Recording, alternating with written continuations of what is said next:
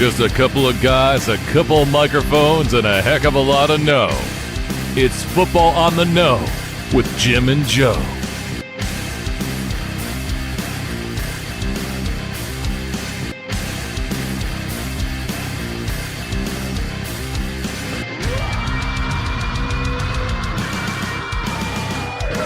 What they say, it's not the X's and the O's, it's the Jimmies and the Joes. All right, what's going on, everybody? Welcome to another episode of Football on the Know. I am Jim McPhee, alongside of me is Mr. Joe DeCapita. What's going on, Odos? Welcome back for another edition of Football on the Know Show, where you are the special part of you are the special guest on this show. Absolutely. Drop the comments down below if you want to let us know that you're here. Say hi. We'll say hi back. If you want to, feel free to do so and give us your opinion on whatever we're about to talk about, because we got some topics that not a lot of the people are talking about. So, and it is all NFL related, so we're going to bring you in, get you a little bit caught up in knowledge on this. And I know there's not a lot going on right now, but we're here to say that we are on top of everything here at Football on the Know. That's right. We're going to take a look at the the rosters and see what they're going to look like in 40 years, Joe, and see what kind of an epic franchise they could be, right?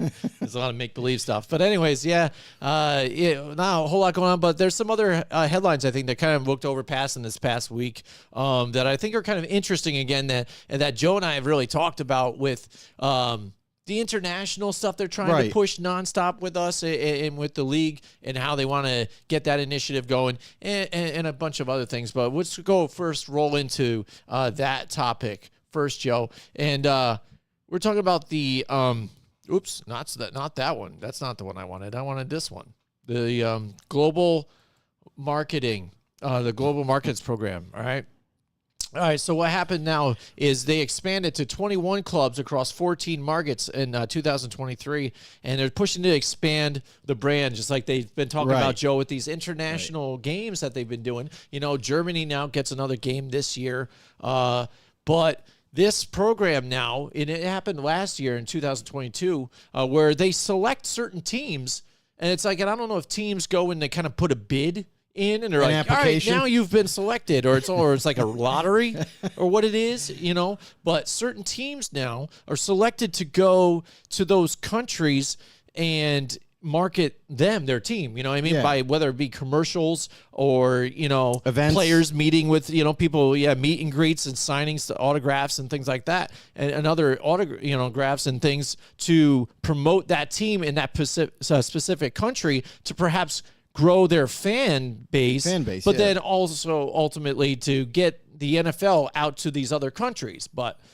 I don't know. For me, again, it kind of seems funny that in 2023, with the internet and everything that we've got going on, that somehow these countries don't never heard of the NFL or something. You know what I'm saying? Why this? Yeah, the NFL is so huge. Everybody knows what the NFL is, from America. So it's like, and on top of it all, like, I know they're trying to have, and it's only 21 clubs right now. Like, it's not all 32 teams are getting their chance to do to grow their brand or grow their fan base in all these different countries. They're hand selected by the NFL. So your team might not even be able or have the right to go to a different country and try to grow the fan base there. And just like Jim was saying, like, they are doing different events. They're doing, signings sometimes. They're doing promotional events to kind of help grow whatever organization has the right to that country. So it's a little bit, deterring for a lot of clubs that aren't even involved yet.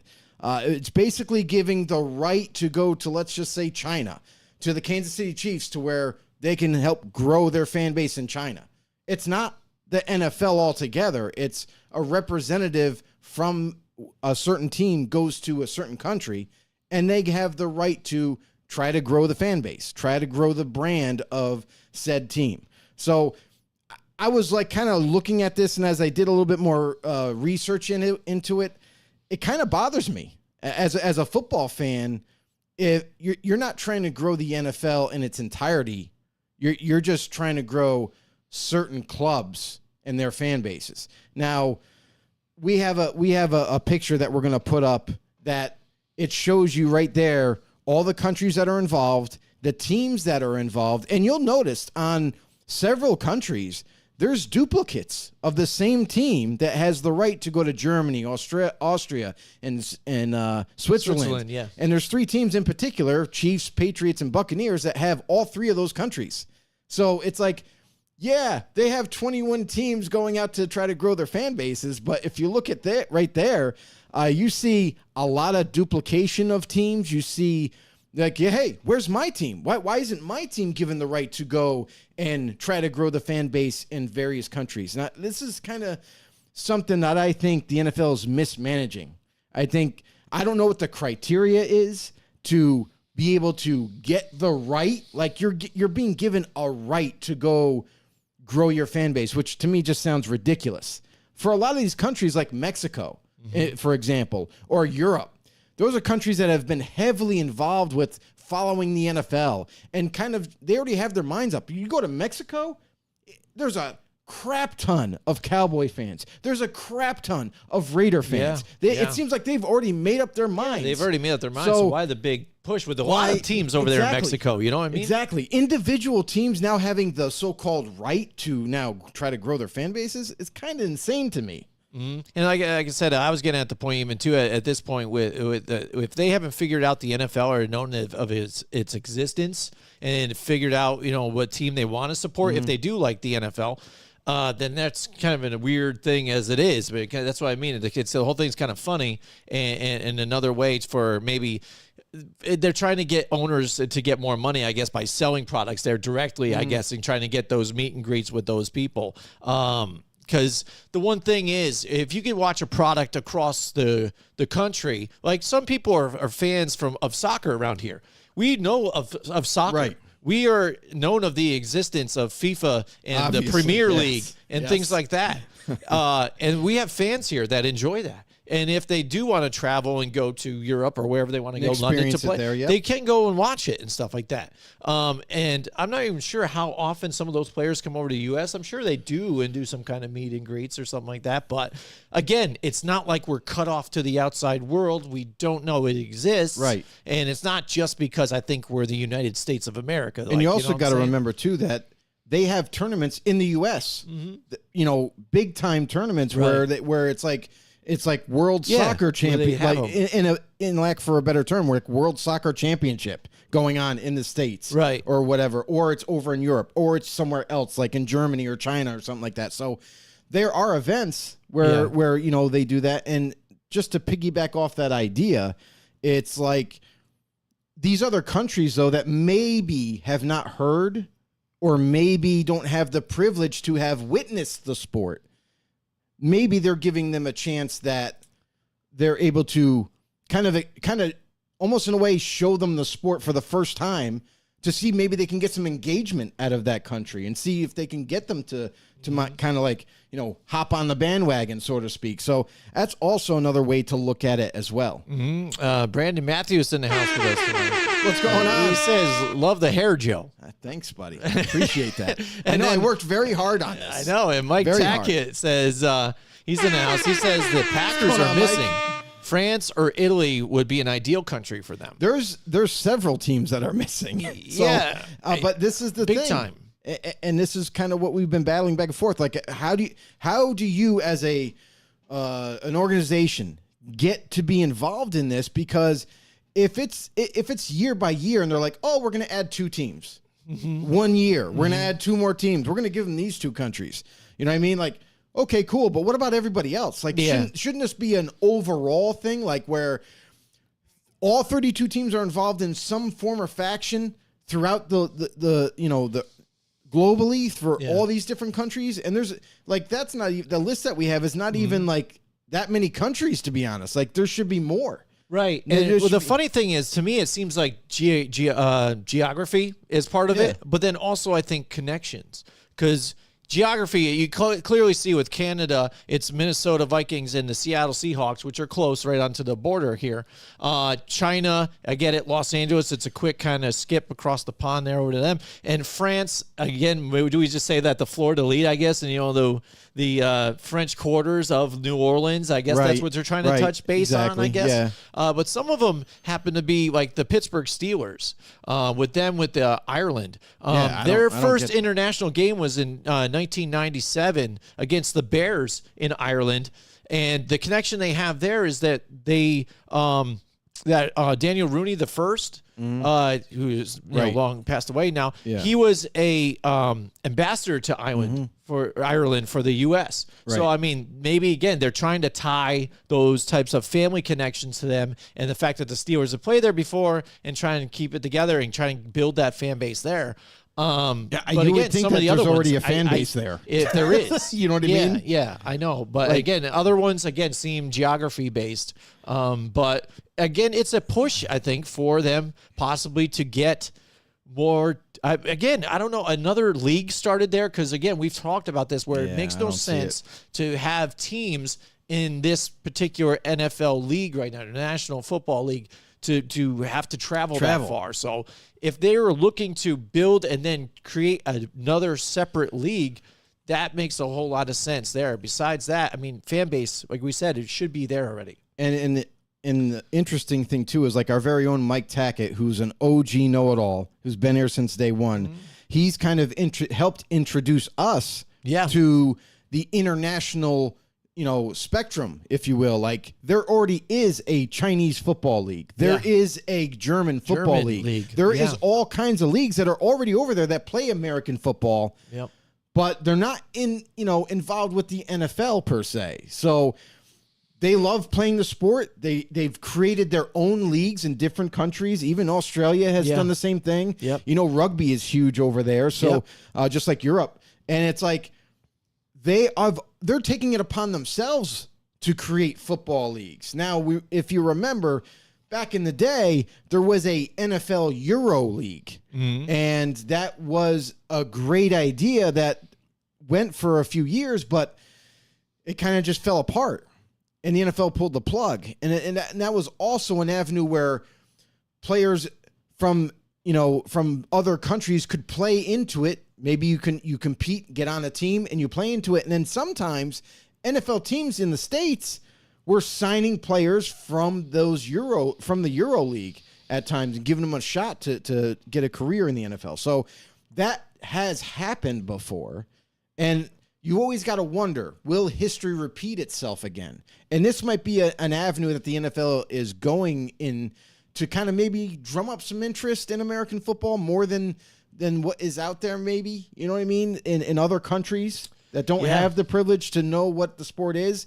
And even if they do, it's like, hey, we get to see it maybe once in a while. We don't really know everything about the sport. So it could be a teaching but thing maybe too. even now that I think about it, maybe it's even like a pushback against some of these other leagues that are starting. You know what I mean? It's like, hey, we're the National Football League. We're the real deal you should really pay attention to. Look at our teams because you guys do have your Euro Leagues teams and things that you do know. Yeah, I don't think the NFL's threatened at all by the USFL I don't think they are, or the XFL but again, or I anything think like they that. just want to make themselves out there. Mike Tackett, he says, by the way, Brandon Matthew, he says going where the money's the best. Absolutely. That's what the NFL does all the time. Everything is about, money. We talked about that too with the Peacock and all the other stuff that they're signing. They wouldn't do that if it wasn't for the money. You know what I'm saying? But Mike Tackett, the NFL is dubious if they think there's an absence of American football interest in Europe and Asia.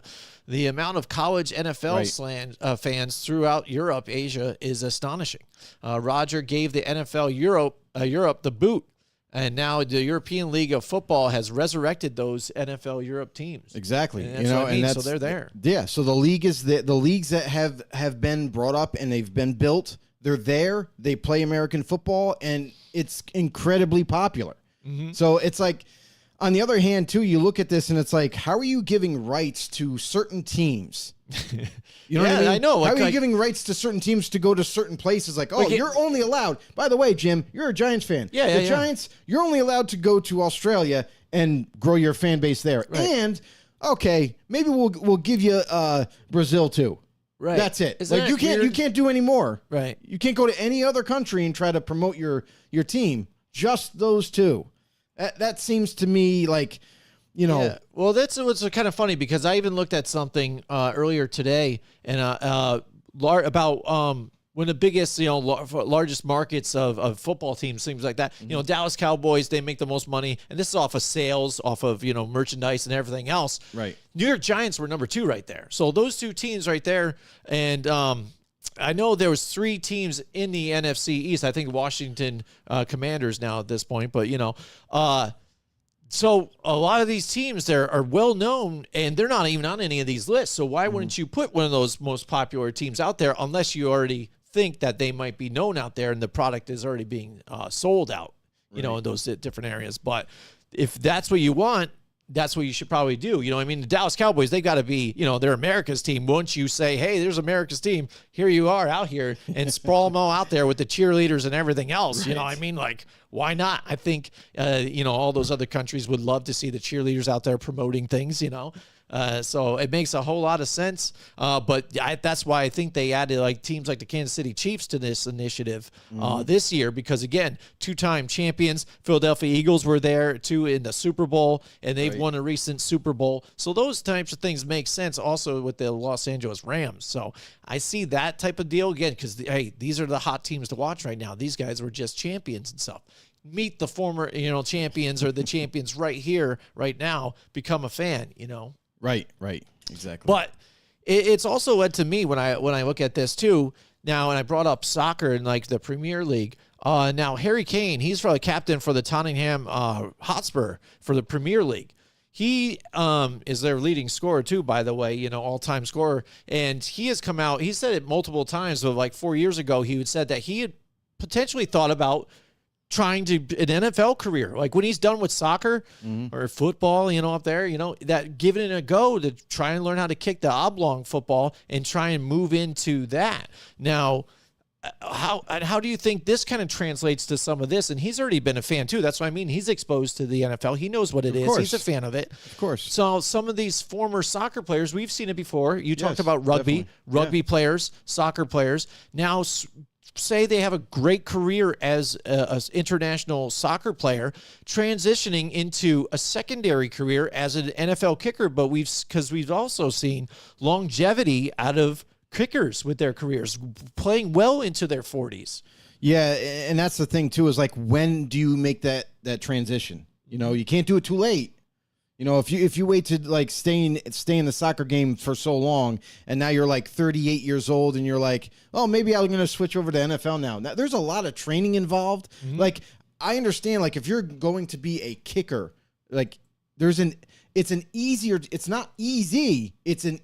transition to do that from soccer right into the NFL, because you've already got the leg for it. You know what I mean? Now it's about getting the technique down as a kicker in America for the NFL, versus what you've been doing. So that's an easier transition, but it's still not guaranteed. You might not just get it down. There is those. I can almost guarantee you that there have been athletes already that have tried to make that transition and couldn't quite do it because it's not that easy. It's a different way of kicking. You're kicking a different type of ball. There's different technique involved. Now, do I think that it's easier to get that technique down for other soccer athletes? Yes, but we've seen it happen before. Like you brought up rugby. Rugby has had its fair share of athletes coming from rugby over to the States and learning how to play as an offensive lineman, a D lineman, a linebacker, whatever they decide to go for,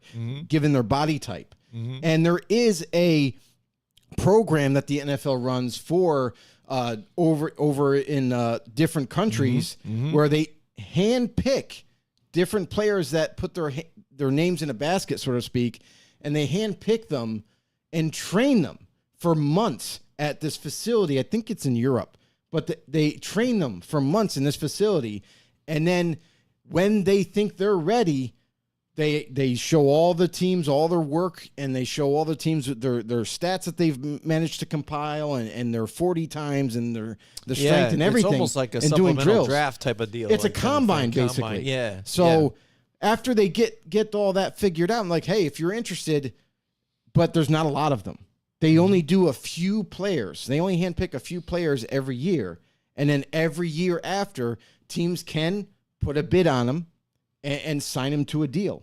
And when they do that, obviously, they might not come right in and blow anybody away and say, oh, you're definitely a starter right away. But at least they get an opportunity to maybe make an NFL roster and maybe make a long-term career out of it.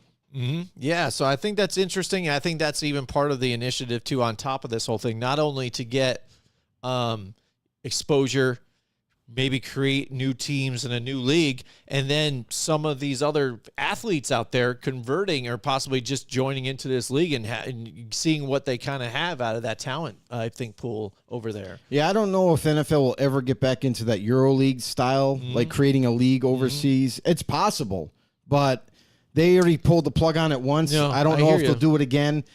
I know they're about making money, but at the same point in time, it's like there's already leagues now that Oh, yeah. and obviously the dream is to make it to the NFL, obviously. It's just like for Americans to maybe have a dream to be in the soccer league, you know, in Europe and whatnot, and try to be a professional soccer athlete, you know? So, Right. Football. Even if you want to bring it up, even say the MLB. MLB is an international, baseball international sport. I mean, you see people from the Dominican Republic want to grow up and be able to play into the MLB and stuff like that. You could even say basketball. Basketball's another thing that where different countries are involved and they love the sport of basketball. So we're, all sports have grown. All sports, have their fair share of certain audiences and different athletes that convert from other sports into theirs. So it's interesting, and I'm curious to see where they head with this. Like, to me, it doesn't make sense to limit the growth of a fan base, because I think they're just trying to plant seeds, because again, Daniel Rooney right now, he had said, with his visit to Ireland, that they're already talking. They're planning on playing a game in Ireland soon.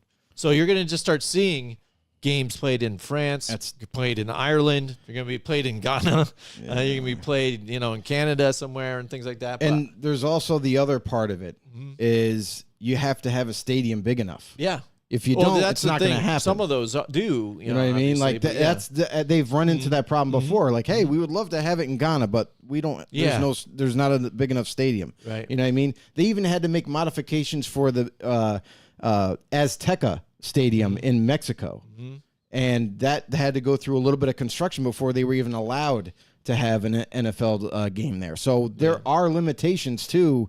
You can't just have them wherever you want. So obviously the NFL is more than aware of that. But I just think that if they get too greedy, if they get to try to thin out the NFL too much, you're going to really make the owners upset, to be honest with you, because whenever again, logistics too. Whenever you decide to hey, you guys have been voted, you're going to play a game next year in China. Wait, what? Yeah, you're going to play your game in China. We're trying to grow. Like we've nominated U2 teams to go in China. Some owners are very upset when they get nominated for their organization to go to a different country to play a football game, because there's a lot that goes into it. You gotta, not only the athletes you gotta transport, but your own equipment. You gotta transport, like, everybody, your whole staff. Like, there's so much that goes on into it, and then the facilities there. Like, where are you gonna practice? Where are you gonna do this? Where are you gonna do that? Like, there's so much more involved in it. It's like it's a series of hurdles that you have to overcome, and it's not always applicable to do. Absolutely. But it's something we're going to be seeing, I think, for the next few years moving forward. Another headline I thought that was pretty interesting, again, with what the NFL is doing. Joe, did you know that also now, as of now, I think the NFL has now donated over $300 million to their whole Inspire Change thing they've been doing, and they've been partnered with Anquan Bolden, and now they've put out a bunch of different grants to help with education and things, and working with police forces and trying to build that community all together here. So the NFL has been big on that. We've talked about them trying to do things with teams to change their views on coaches, and they've got, during the spring leagues, they had those types of seminars you could do where we had different diverse coaches, that were invited here to participate in those types of things. And now they've got the NFL, they're ready to focus on now the Sports Medicine Pipeline Initiative Now, the thing with that is now the NFL is trying to get diversity in sports medicine here. Now, we know about the medical providers that work for each teams and things like that. Now, with this initiative, it will be providing medical students with the opportunity to complete a clinical rotation with NFL club medical staff.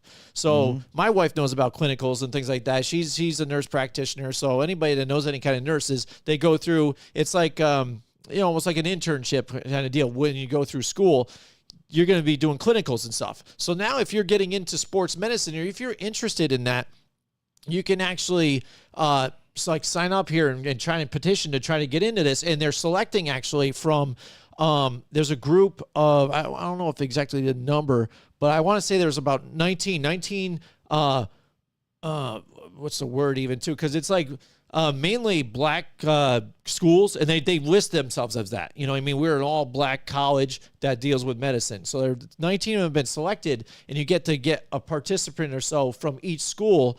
And what it is they travel with the team for like a month and do your clinicals for that 1 monthly clinical for sports medicine or even orthopedic surgery. So you get to learn the ins and outs of what goes on during an NFL game with players, trying to work with those injuries right on the spot when Different it's happening, ailments. the different things that you see with that. And that, I think that's cool altogether, whether, you're African American or not, you know what I mean? But this is another thing that they're trying to do to move forward to get people of color in those type of situations, and not just like a white medical staff that comes out there to the field to help people. You know what I'm saying? Yeah, it's overall, it's like all minorities involved. You know what I mean? Whether you're Asian or African American or anything in between. Like, and it's a good thing. Like, this is what it's all about. America is all about, we're like the biggest blender in the world. Like, we have so many different races and nationalities in this great country that, it's all about mixing it up. And then comes with that is different ideas. You know what I mean? Like different ways to approach certain things, like even injuries, like different way to approach an injury. Like, you know what I mean? There might be an Indian medical assistant involved, and they're like, well, I know this technique from my schooling, back here that, they taught us how to do this and how to prepare this injury this way. Let's try to intricate that into it. And then maybe that by chance speeds up the healing process. Maybe it's just a better, more efficient way of doing things. So when you're joining all these very smart minds all together, it also can blossom into something great, because that they're bouncing ideas off each other, how to handle certain situations at the time that it's happening. And it could even further advance the medical field of the NFL. So there's always that too. And what they've seen is that, there's been a low percentage of diversity in this field. I think they said that about 9% of the sports medicine, working with that type of thing is only, African American, and I think 4% is, Asian or other, things like that. So, and Hispanic, I think, is around 7%. I think I remember reading the stats. Yeah. So it's very minute again. So they're trying to, again, get that bump so it's a little in between and things like that. And they're looking at it, maybe they weren't given enough opportunities, or at least if you might be interested just in medicine, hey, maybe this is a different avenue in case you like sports too as well. This is cool. Work with this, and this might actually get you to change your mind and go into this type of field. True. There's always that as well, and that's the other thing is like it's not necessarily that the NFL is a little bit behind on this, sort of conversation. We've noticed them with coaching staffs now. They're pushing teams to at least interview other minorities and try to give them an opportunity, because maybe way back when there was none of that, just because it's sad enough, but because of the color of their skin, the pigment of their skin. So now that the NFL is catching up with that, now they're looking into other avenues to where they can, better increase, overall performance and give other opportunities to other people. It's great. But if you're an athlete, if you're a medical assistant, the NFL wants the best. So that's what always should be, regardless of your color of your skin, regardless of where you came from. They should be going after the best of the best, of their class or out of the group that they get to pick from, just like coaching. Yeah, and just like the best of the best in, trying to grow your brand, Joe, why don't you tell everybody how they can grow our brand here? It's very simple. Very, very simple. For all you OG know-it-alls out there, thank you guys so much for all the support that you've given us thus far. Greatly appreciate it. All our sponsors, thank you guys so much for helping us keep growing our channel here. Mm-hmm. But for anybody that's new to the show, and I'm talking anybody, even if you know somebody, maybe an uncle, maybe an aunt, maybe a friend of yours, and they love football as much as us, we have a passion for it, have them all head over to YouTube. Hit that subscribe button, hit that notification bell, let you guys know when we go live. And as well, you can also go on Facebook and follow there and become a member, become a know-it-all. And anywhere you get your iTunes, anywhere you get your Spotify, anywhere you get your podcasts, we are there. Make sure you drop a follow there as well. You can take us with you on the daily, on the go, and be in the know with Football on the Know. Absolutely. Excellent. What a segue, right? Did you like that one? It was pretty good. All right. Excellent. All right. So, yeah, I mean, that's what's really going on right now with the NFL. We've got OTAs, going on still for a little bit. And then, June 6th is when the mandatories are? I know it's coming up.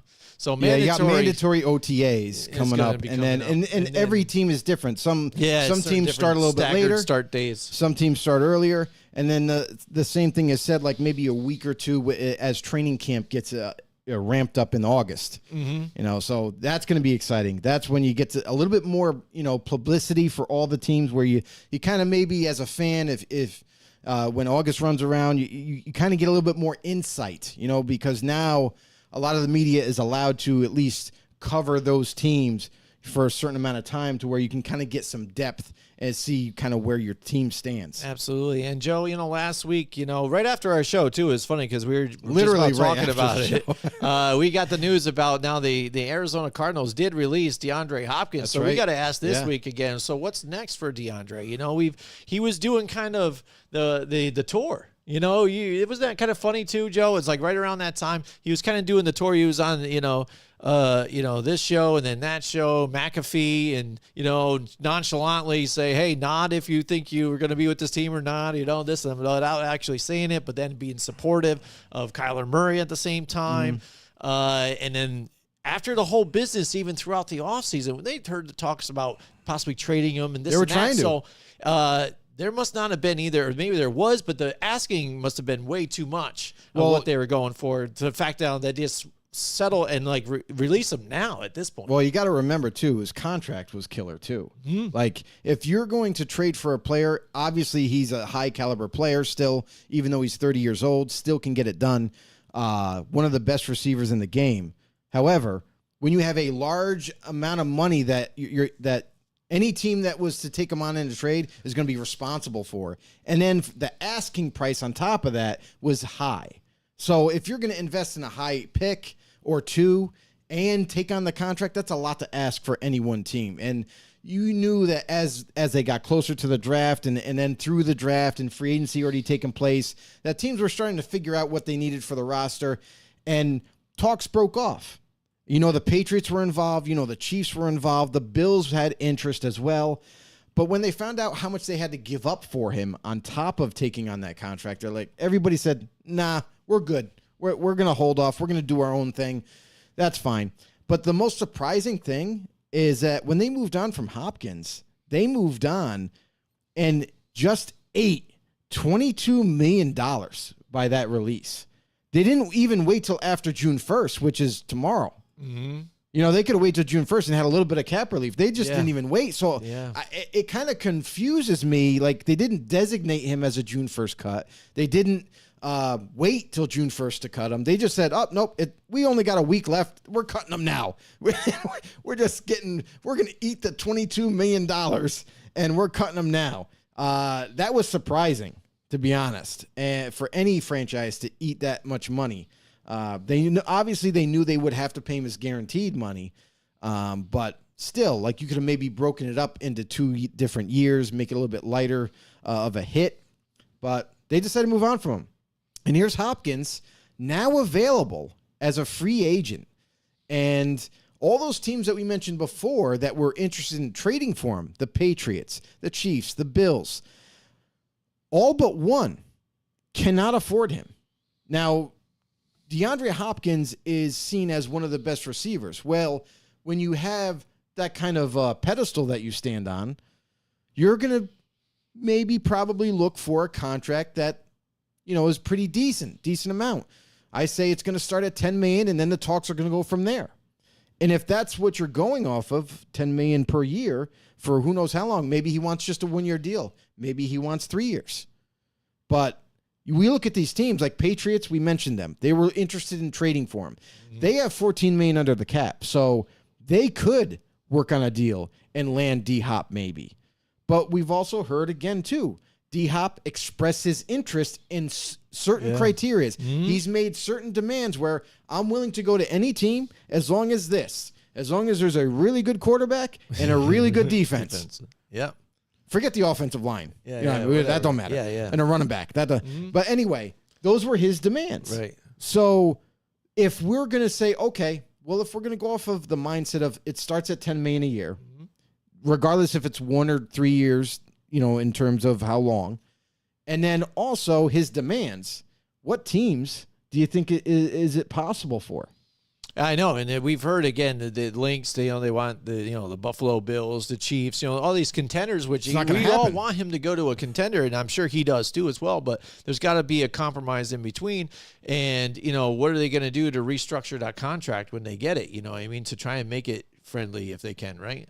What contract? Oh wait, that's right. He got released, so he's gonna be a free agent. So he's got to come up with it. So I don't know. Again, how much will he sacrifice though? But let's remember, I'm sure he wants to get kind of paid. But again, what does he think? I'm thinking, what does he think about the middle of the road teams like the Steelers? What does he think that if he can maybe become like part of the Steelers here, and like Kenny Pickett might have a good year this year and be on the opposite side of Pickens possibly here, and that defense played pretty well. Is that under Mike Tomlin too? Is that a good fit for him? Does that seem like good enough for him that where he can sneak in and be up and coming? There have been links to the NFC East now that he had signed on with a new agency here too, to where Kayvon Thibodeau is part of that agency, and Devonta Smith. Yeah, he signed a new agent. So and he didn't have one before. Right. Just keep that in mind. Yeah. He never had one before. He did his own deal when he was with Arizona. You know what I mean? So now I think he got smarter. You know what I mean? Right. And he was like, I don't want that hassle anymore. Yeah. So he signed with an agent, which is a good thing. It is a good thing because now he doesn't have to worry about it. He can let him handle all the phone calls, all that kind of business. But and that's the other thing too is like when you look at the teams that are available, Bills Chiefs is not happening. It's that simple. As much as the smoke is rising from all those teams, that's not going to happen. Mm-hmm. There's no way those teams can afford them. Even if they were to restructure all these other teams, they've already done it. You got to remember, those teams too were in salary cap hell this offseason, and they just crept out and they got back on the plus side of things. So I don't think they're going to really kind of retool that much in order to make up the difference to maybe get a D-Hop. So let's just take those teams right out of it. Mm-hmm. The Patriots make sense because they had interest in him and they do have the money. Now, does it fit the criteria of D-Hop? Do they have a really good defense? Yes, they do actually have a really good defense. Do they have a really good quarterback, though? That's where the question mark lies. Like, how good is Mac Jones going forward? We've seen him play well. We've also seen him play terrible. So, and they also have another guy in waiting. So it's like, who really is your go-to guy there? And does D-Hop feel like the Patriots is a destination where he can go right now and they can win? You got to remember, too, offense plays a part. Mm-hmm. Now, D-Hop didn't have any demands on offense, but it does play a part. The Patriots run a lot. They do. As much as we know them for their short passing attack and whatnot, they do run a lot. So I don't think the Patriots for D-Hop personally is a good match for him. Patriots would love to have him, but I just don't see that marriage kind of working out. It could work out, but I don't see that for him in that style of offense would be good. Mm-hmm. He needs to be able to go to an offense where he's going to be able to utilize the whole field, short, intermediate, deep. And yeah, there's even reports now that a source in the NFL, don't know if it's a coach, I don't know if it's a front office person, whatever, someone has stated that D-Hop has lost a step which is the reason why Arizona is moving on from him, because they don't think he has that ghost juice that he once had over the top. So if that's true, because we don't know, if that's true, okay, fine. But he's still a great route runner. Yeah. He still gets open. Yeah, so still that makes doesn't amazing catches. make a difference to me. But Right. if you're looking at the teams that are available that have money, like the Panthers right now are second in terms of $27 million under the cap, where they could easily agree on a contract, obviously. A team that is very young. Now, are they going to be competitive enough with a rookie quarterback? They got a good team around them. Right, They got right. they got weapons. They got an offensive line. They got defense. And a lot of guys were injured last year in defense. So if they all come back healthy, this team could potentially, and they're in the NFC, this team could potentially make a difference here. Yeah. And if they were to add D-Hop on top of it all, I don't know, man. Like that seems like a good spot for him. That's one of the spots that I could see him going in. Yeah. I can hear it there too as well. I mean, because again, when you're trying to figure out to look at some of these teams, like what do they do? You know, what you try to fit the money, obviously, too, because you gotta fit everything. Look at it, Yeah. you know, and we can see, but are they Yep. going to be a contender?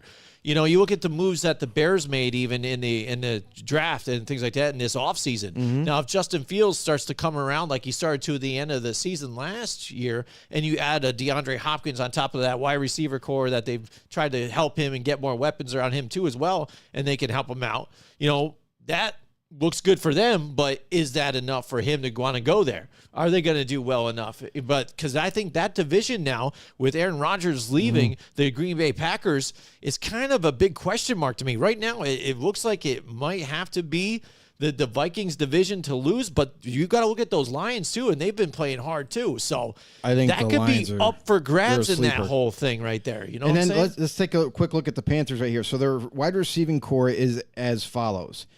Terrace Marshall, very young, still growing. They did draft Jonathan Mingo this year in a second-round pick who looks promising. DJ Chark, a vet there. And Adam Thielen, big-time vet. Also, not to mention, they have Laviska Shenault, who is also very young but hardly has played as an NFL player.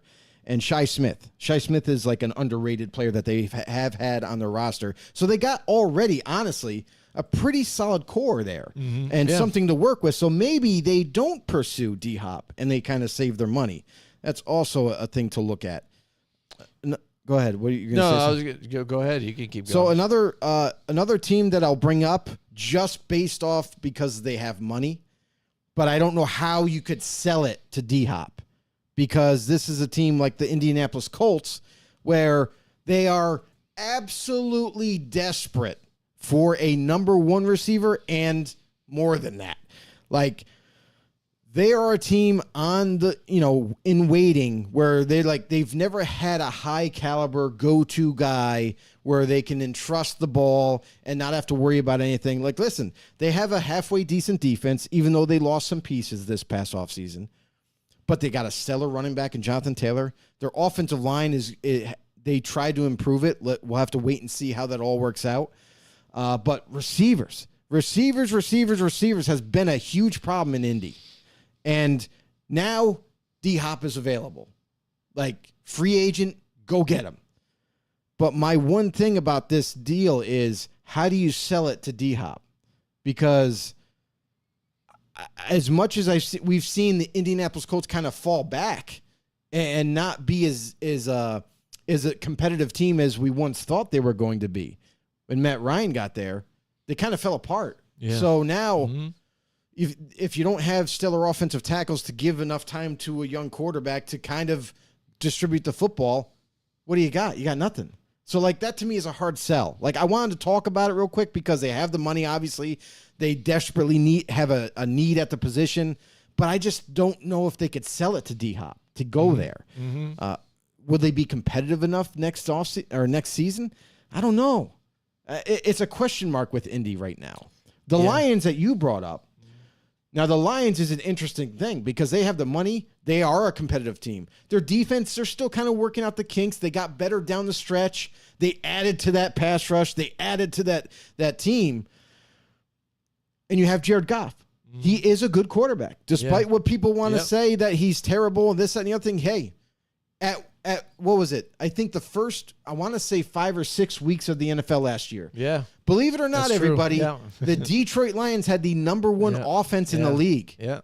And that's no joke. They literally had it with a guy by the name of Jared Goff. So if they could somehow swindle a deal, which they have the money, they have the representation, but like, hey, our defense is even better than last year, and our defense wasn't terrible. Statistically, you could argue it wasn't that great. But when you watch some of those games, some of the plays that they made in certain situations, it's like they got something. They just got to keep building it. Right.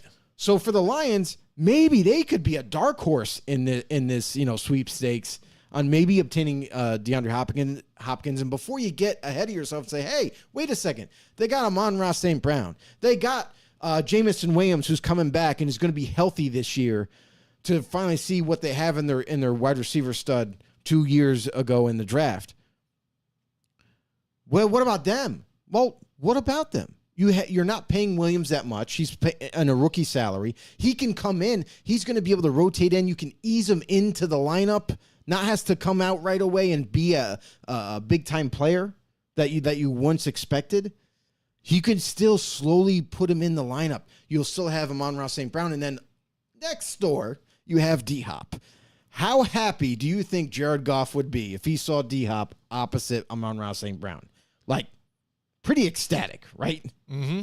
Yeah, absolutely. And I mean, that's what you'd hope. But some of these teams, again, will they go out and openly pursue them? And some, I know, like the Jets, where they have a lot of money too, said they're not interested. But they got a great wide receiver core too. Like, where would he fit? Let's put it into perspective. Robert Saleh said himself, "quote I love our receiving group." That's all he said. Yeah. Now he didn't say no, we don't want D-Hop. That's true. He left it kind of open, but he said no, we love our receiving core. That's all he said. Yeah. So it's interesting that his wording, because when you look at it, like, okay, yeah, that's great. You love your receiving core, but that's an empty answer. You know what I mean? He's kind of protecting himself too. He doesn't want to say, yeah, we were interested or, show his hand to all the other teams. Like, yeah, we're in on this. Yeah. Not like the New York Giants. I think they flat out just said, yeah, our receivers suck. I'm like, come on, like we could use you over here. I mean, we don't really have a number one. I think that's what they said literally. Like, we don't have a number one on our roster right now. What are you doing? You know what I mean? Right. We looked good last year. We get Saquon to, sign that deal. What do you think? But yeah, and that's the thing too, is like, then you look at other teams, like you mentioned the Steelers, that's an option. They could make it work. But again, you're going to try to sell, like, don't get me wrong, Steelers have a good defense, but when you go to quarterback, he's okay right now. Like he's made some really good plays. Don't get me wrong.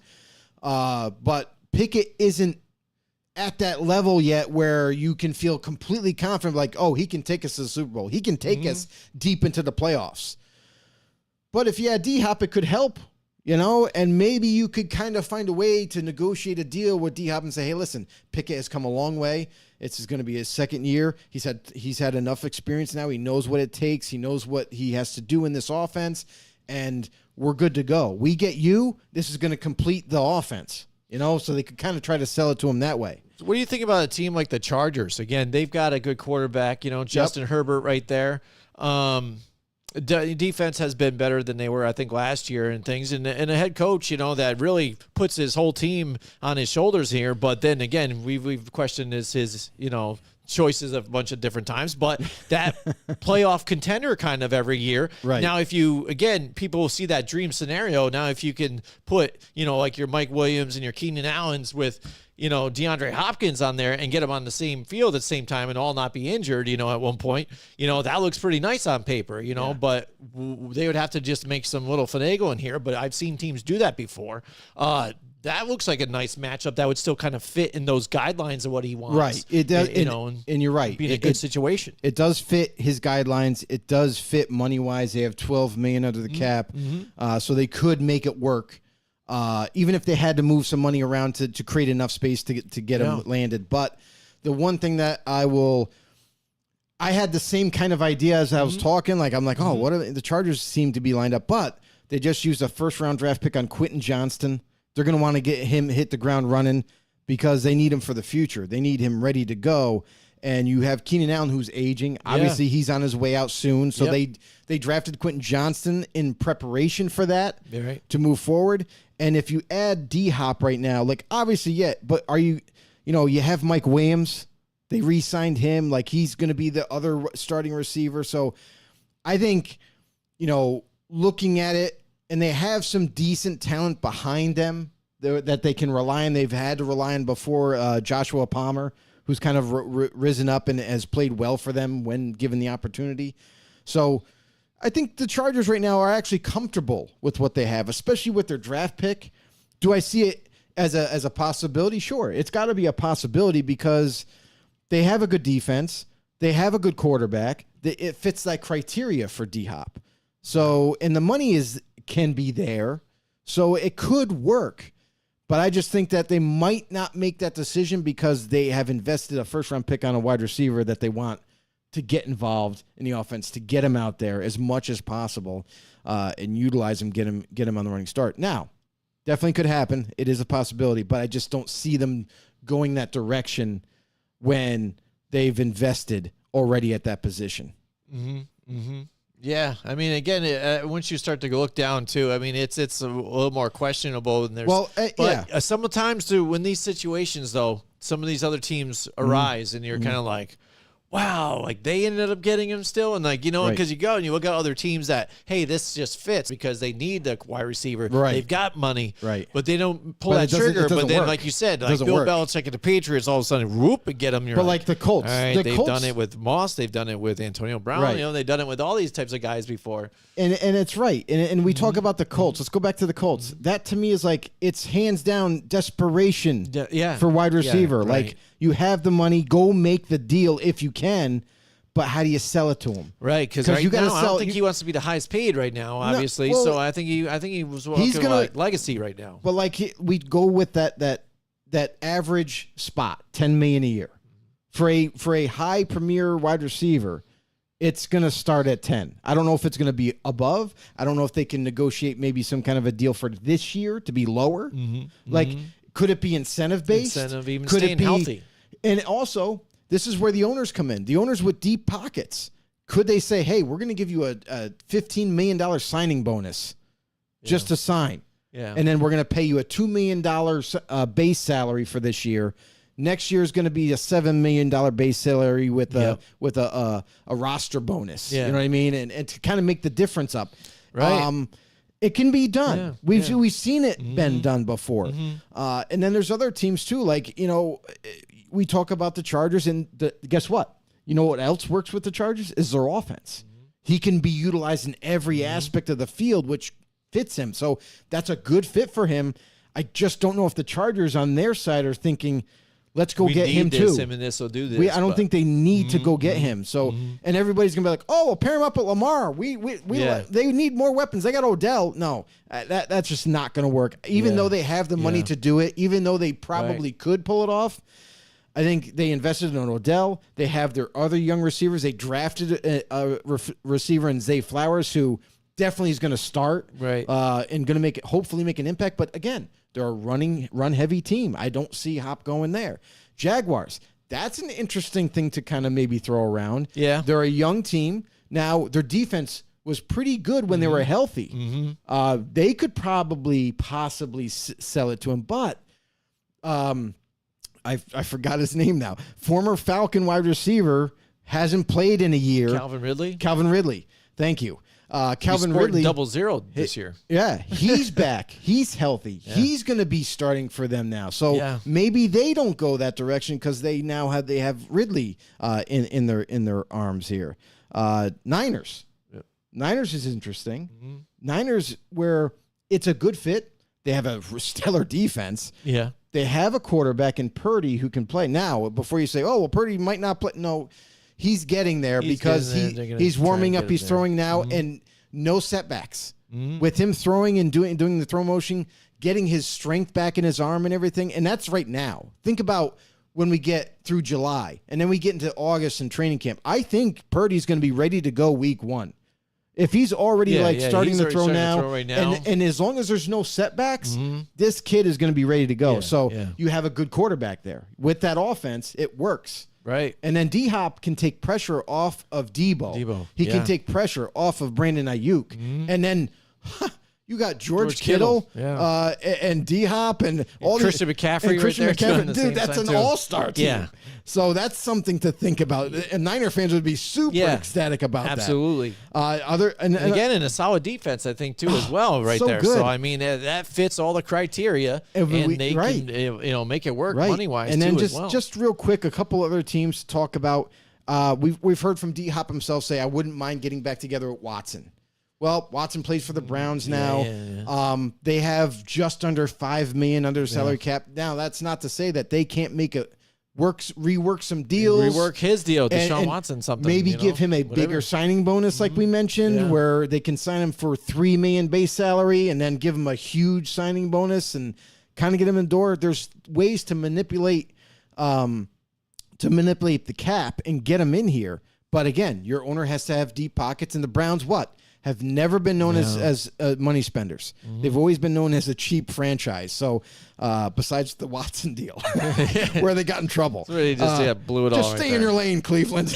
But other than that, like Seattle's intriguing, because they're another team that it has a good defense. Geno Smith played admirably well last year. Comeback player of the year. And that's an interesting atmosphere to go into if that was to work out. DK Metcalf and D-Hop with Tyler Lockett in the middle. And then, they also drafted a slot corner who's very, very fast. Yeah. So there's something about Seattle that this is kind of a move that I could see them doing just to add to the arsenal, just to add to this already young, impactful type of team. So, but those are a few teams. Now we get to the Giants. Hey, I wouldn't say the Giants are out of it. They have under $4 million in cap, but again, we talk about ways to get around it. Where if your owner has big pockets, he could give him a huge signing bonus and kind of get him in there. And this is a team that has a good defense. This is a team where Daniel Jones has been kind of reincarnated as a dual threat quarterback, not just trying to keep him as a pocket quarterback and limiting him, with this new offense that they've been utilizing now. How much is that offense going to stay the same? Because last year, yes, they had no receivers at all to throw to. They were trying to make it work, so they kind of just came up with something on the fly, and it worked. But now it looks like they're improving the receiving core through the draft, through free agency, and now you add D-Hop with Darren Waller at tight end, with Saquon Barkley at running back, with your defense, you could kind of sell this to D-Hop now because you're a playoff caliber team. You were there last year. Hey, we're going to go back again. We add you, sky's the limit.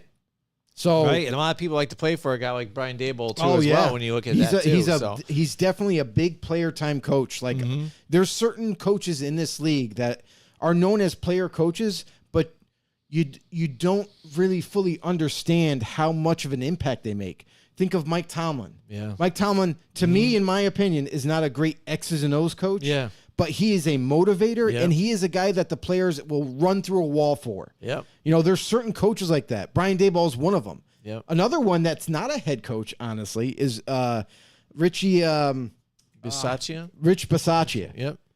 He's a guy that the players ran through the wall for. And a lot of players have vowed for him to become a head coach. He just has never gotten that opportunity. But there are coaches in this league that players they'll do anything for them. Yep. So when you have a coach like that, it's very impactful. And Dan Campbell's that coach, I think, right now for the Lions. Yes, exactly. And word gets around the league to other players, and they're like, well, if I ever become a free agent, maybe I might go there if he's still there. Yeah. So there's always those conversations that are behind closed doors that we obviously don't listen to or be able to hear. But those are a few teams that I think that, we've done a good job of kind of like bringing it out there. And not to mention, like, let's just throw it in the hat. Saints. Let's throw it in the hat. Yeah, I was 14 looking million. at them the whole time. And it's like, what do they do there? And I with was that thinking whole about it. I'm like, situation? do they, don't but they? For me, it's got to be, what do they do with the Thomas situation? Well, Thomas can go in the slot. Yeah. Thomas, he's getting older. Yeah. So maybe it's time to transition to the slot where he can be super dominating. His physical presence already and his route running ability, you put him in the slot and you have Chris Olave on the other side, and then you have D-Hop with this offense, with a stellar offensive line, Right. a good running back by committee, Yep. and then on top of it, your defense is pretty good. Pretty darn good. Yeah. So that's another selling point. So, and just to top it off, just let's put a cherry on top right here, is we've heard from D-Hop and his agent, his new agent, has reported that almost all teams have called in to the agent to find out what What's D-Hop the is looking asking for price? Yep. and what's his availability to their personal organization. Because they know that he has certain disclaimers that he wants, but would he be willing to come here? Would he be willing to come to us? So those conversations have already been had, and it sounds like the bulk of the league, if not every team, has called in on him. So this is going to be very interesting to see as we go. From the agent's perspective, he says that a deal could get done within the next 2 weeks. So you have a little bit of a buffer there to go off of.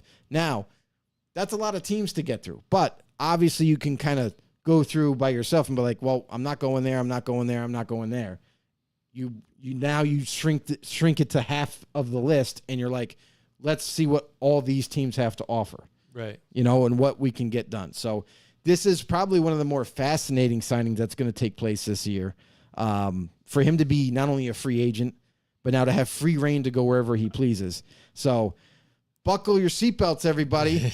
It's going to be a bumpy ride here for the next couple of weeks at least, and let's see where D-Hop ends up. Yeah, absolutely. Again, it's a wild and crazy year. I think the start of it so far, and we haven't just got started. So Not we're going even to in see the training camps camp. and everything going. A lot of moving around of parts and everything. I mean, look at this. so Odell many. Beckham Jr. with Lamar Jackson and things like that. And it's Odell it's might wild. regret this. Yeah, he could. That's what I mean, because he complained before. I'm like, dude, you just set yourself up to complain a lot. Remember, everybody, back with the LA Rams.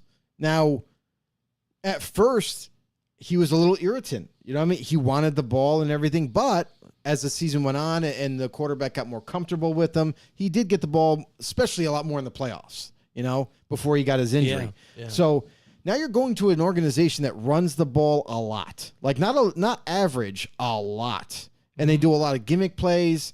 So, Odell, I hope you don't plan on getting the ball over 100 times, because that's not this offense. So now, as much as Odell is seen as a complainer type of receiver, if he doesn't get the ball or whatnot, he is a little older. Hopefully he matured in a couple years, but not likely, right?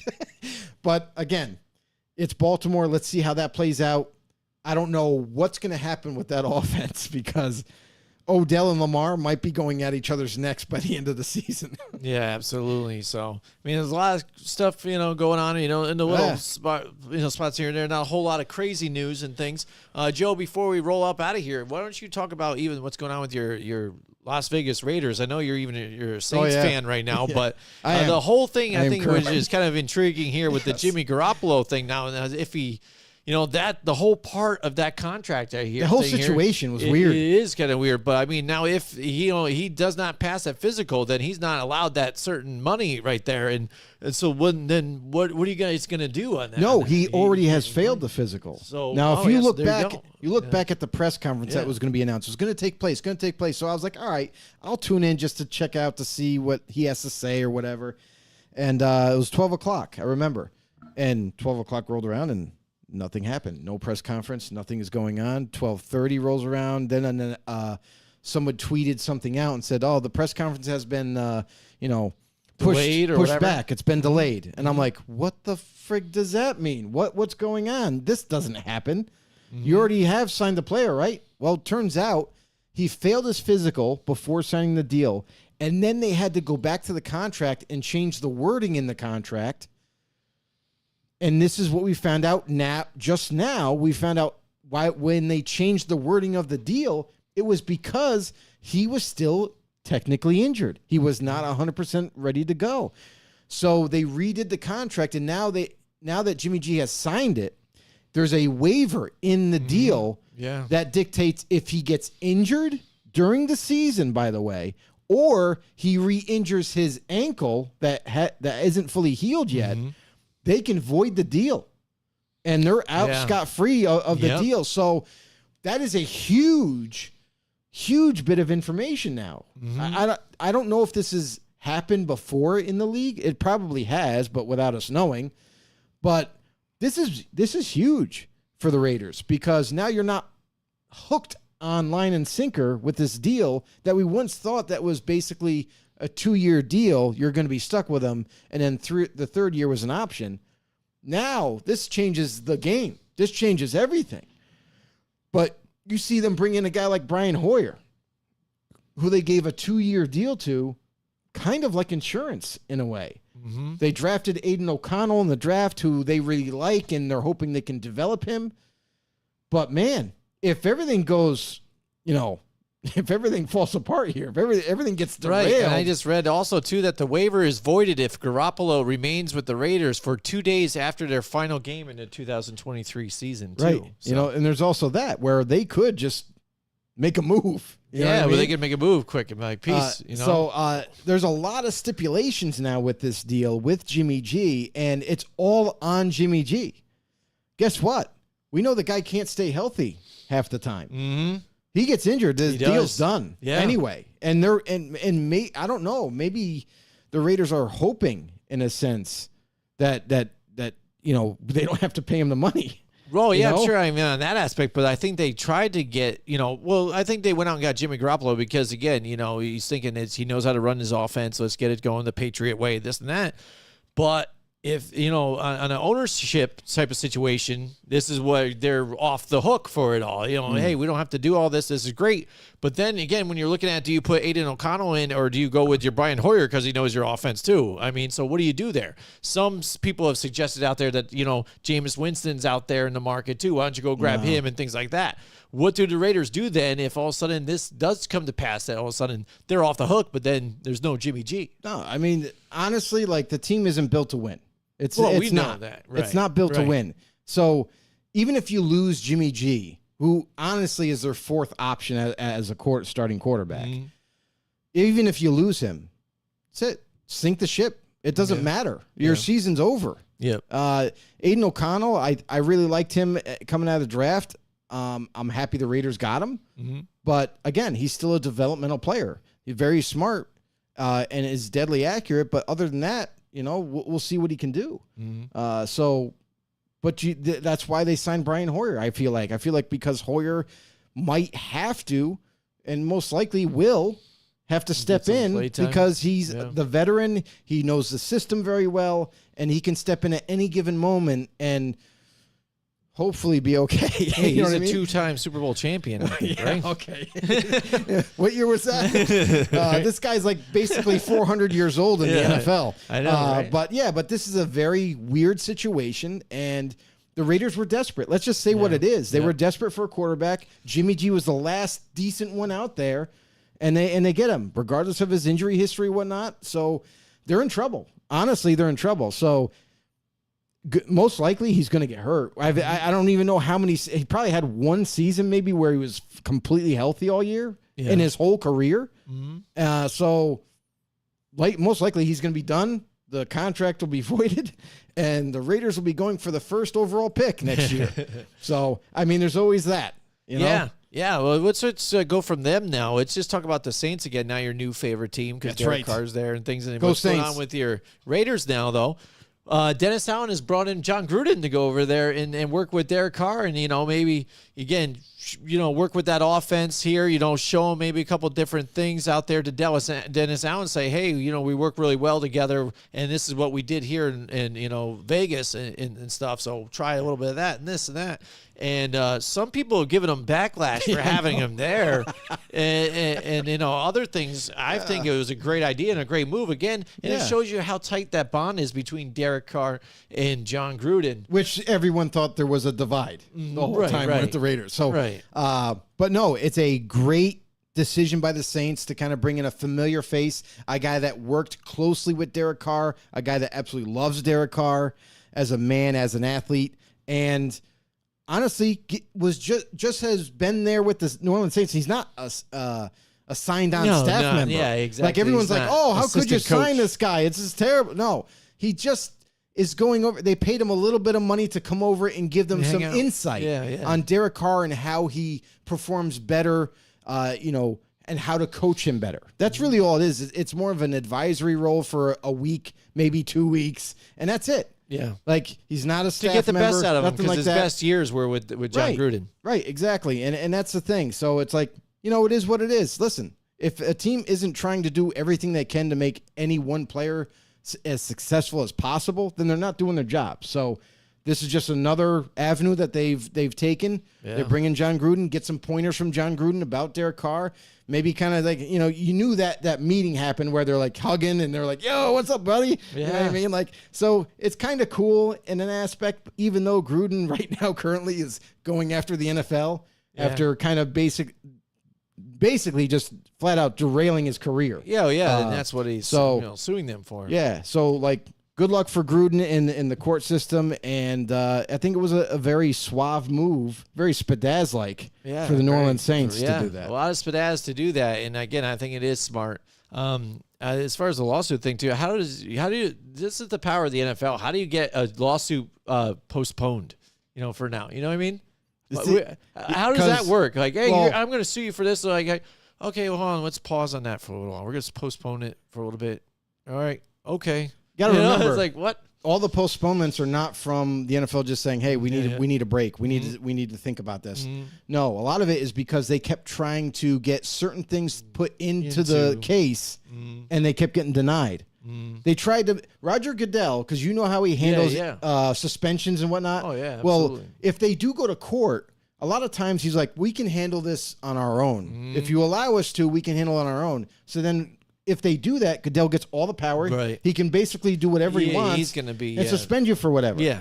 So Goodell tried to do the same thing with Gruden, and like, no, you can't, because he's not a part of the NFL anymore. This is not a thing where you can handle it in house. Yeah. So I'm not in the house. So he's kicked me out of the house. Yeah, he's been. So Goodell and the NFL have been trying different angles to try to screw Gruden in his case, and have failed miserably. So now it's going to go up to a higher court, the highest court. And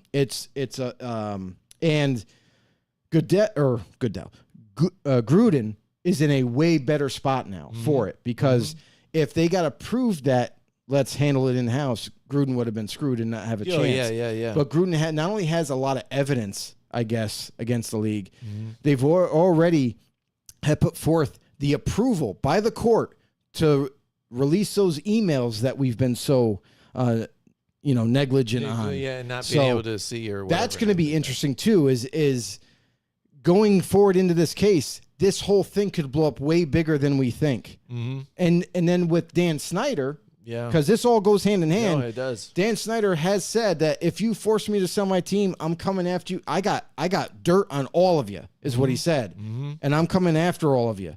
That meant Goodell. That meant other owners involved. And what'll be interesting to see is if Dan Snyder, now that he's out, after it becomes finalized and official that the sale is done, because it hasn't been voted yet. When and if that happens and Dan Snyder's out, all gloves are off.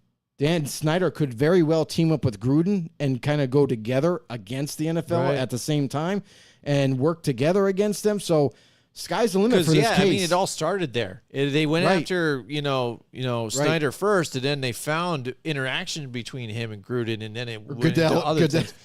And this is interesting too. And for me, there's a different aspect to the whole thing. I think it's kind of shady in the whole thing, and it's kind of off of what it is. But as far as I knew, even when email kind of started going on and stuff like that to me was supposed to be as true as somebody having a mail in your mailbox. Like if somebody read your email, that could be like an offense that you could sue somebody for getting in and reading your emails because it's your mail. Now, how is it that it's able to be leaked, into a paper or something like that, or an internet type of deal, or a place. So your mail is being released to everybody else, where they can even focus on and read, and then now lose your job over your mail that you got or sent. Right. You know what I'm saying? So how? And you got to remember, by you reading that mail, is that not an offense? And I can't sue you for reading my mail. Like I don't know. Email is different because it's not postal. It's not U.S. Post. I know, but that's what it's supposed to be, the new electronic mail version of what your mail would be. Again, it's not like government protected. Yeah, well, that's what I think is crazy. Again, because personal information sent from one person to another or whatever, and the fact that people are able to read or confiscate what you have, throw it out there in public, and you lose your job over it, I think is pretty insane. Well, that's the thing, is it shouldn't have happened like that. So, like the whole aspect of that, now you remember that was leaked about Gruden and Gruden only. All the rest of the emails they kept to themselves. Mm-hmm. Mm-hmm. So that investigation in Washington was about to be about Washington. It was supposed to be about their front office, how crooked they were doing things, getting around taxes, getting around, doing, things behind closed doors that they shouldn't have. And that's what that whole case whole case was about. Mm-hmm. But it turned into, all of a sudden, let's sweep everything under the rug, and we're going to point our finger at Gruden and said, hey, you said mean things about me, and I take that personal. We need to get you fired. Like, how does it become a personal attack? Right. Even though the emails that were leaked, because they were trying to paint the story of Gruden as a racist, and then Gruden said some misogynistic things or whatever, some choice words to Goodell as the commissioner, and said he was basically not very smart at football. We're putting it very nicely right now, and called him some very, very bad names, and then he took it personal, and then made it a personal vendetta to get Gruden out from the NFL and out of head coaching. Yep. Was successful in that. Now this is where Gruden has a shot to maybe go back after Goodell. Yeah, I mean that case, I can't wait to see for it to get going again, and I think that might get bigger once we see the official sale of the Washington Commanders. Right. When that goes down, if it does. So far, it's again, we've heard about this. Most likely going to happen. It's just they're working with different verbiage. They got to get they just got to get 3/4 vote from the owners to get the sale completed. That's all. Mm-hmm. So I most likely it'll get done. Mm-hmm. Yeah. So again, there's your NFL news that's going on. In a time where it's kind of a little bit of a lull right before we get full bore into the camps and stuff. We got your back, everybody. Don't worry. Absolutely. So anything else you guys want to talk at one point? Again, just hit us up in the comments and things. Send us even some messages here on Facebook as well. Joe, tell everybody how they can see the show again. It's very easy, and listen to us too. This is so easy, Jim. This is so easy. It is. Do us a huge favor. Everybody that follows us on Facebook and everybody that hasn't followed us on YouTube yet, do us a huge favor. Head over to YouTube, hit that subscribe button in our channel. Also hit that notification bell to let you guys know when we go live. And as always, you can also follow if it's your heart's desire. You can go over to Facebook and become a member, become a know-it-all there. Mm-hmm. And anywhere you get your podcasts. If you want to bring us along, if you're not available to check out our lives and be, interactive with us, that's cool. You can also take us with you to work, to anything, to the playground, whatever you're doing that day. And anywhere you get your podcasts, Spotify, iTunes, you name it, drop a follow there. Become a member, become a know-it-all. It's been a great show. All right. Absolutely. And we will see you guys next time. Join us next week from 8 till 10 Wednesday night for more Football on the Know with Jim and Joe.